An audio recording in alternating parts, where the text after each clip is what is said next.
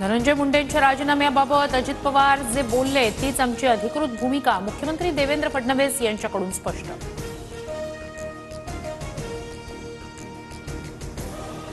खंडणी मागितल्याचं कानावर आल्यास मकोका लावणार, रिव्हॉल्व्हर लावून फिरणाऱ्यांचा परवाना रद्द होणार, तथ्य असेल तिथे कारवाई अटळ, बीड जिल्ह्याचा चार्ज घेताच अजितदादांचा कडक इशारा।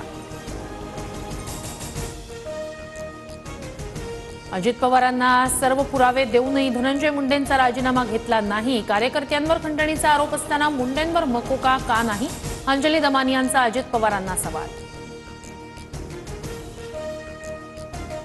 आमदार सुरेश धस यांच्याकडून धनंजय मुंडेंविरोधातील पुराव्यांचा पेन ड्राईव्ह अजित पवारांकडे सुपूर्त, मुंडे बीडचे पालकमंत्री असताना अनेक घोटाळे, धस यांचा आरोप, सूत्रांची माहिती।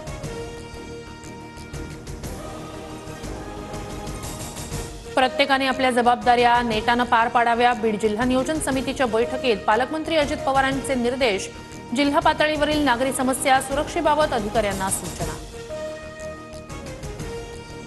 काम करताना जातपात बघू नका, स्वतःची प्रतिमा जनमानसात चांगली ठेवा, मी तुमच्या जवळचा मात्र चुकीचं वागू नका, खपवून घेणार नाही, अजित पवारांचा पदाधिकाऱ्यांना सज्जड दम।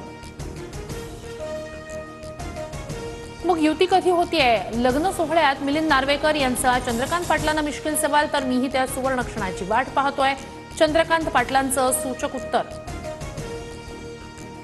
लग्नात भेटल्यामुळे युती होते असा भाबडा विचार करू नका, लग्नात भेटीगाठी होत राहतात, उद्धव ठाकरे आणि चंद्रकांत पाटील यांच्या भेटीवरून मुख्यमंत्री देवेंद्र फडणवीस यांची प्रतिक्रिया। चंद्रकांत पाटील आमचे जुने मित्र, दादांप्रमाणे इतर नेत्यांच्याही भावना असू शकतात, संजय राऊतांचा दावा, तर दिल्लीत शहांचा उदय झाल्यावर शिवसेना भाजप युती संपुष्टात आल्याचंही सूचक वक्तव्य। उद्यापासून संसदेचं अर्थसंकल्पीय अधिवेशन, राष्ट्रपती मुर्मू दोन्ही सभागृहांना संबोधित करणार, अधिवेशनाच्या पार्श्वभूमीवर नवी दिल्लीत आज सर्वपक्षीय नेत्यांची बैठक होणार।